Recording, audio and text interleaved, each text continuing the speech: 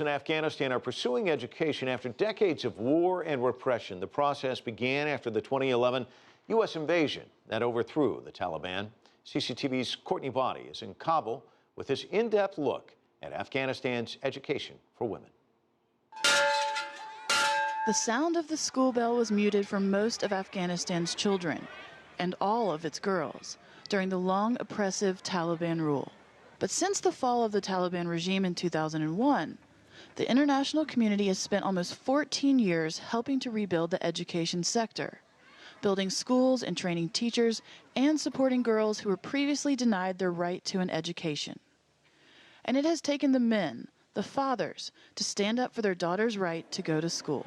Security is now better than before, so we are trying to admit, especially the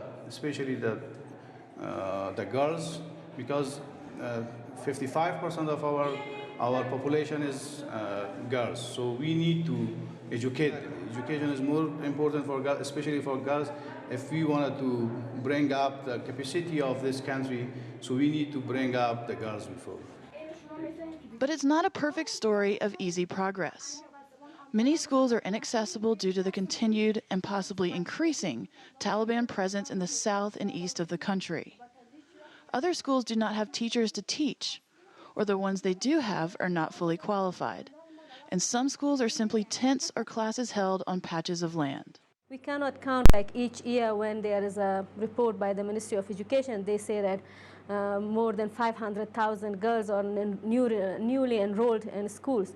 But you never will hear that the minister will say that to this year we had 400,000 girls who sat back at school after grade 6. Still, not all fathers and families want their girls to be educated. Some are being taken out at puberty, married off young, or held back from moving on to a university degree. It's really unfortunate that some of our girls are not allowed, as some families do not allow their daughters to go to school. This slows the improvement of our society.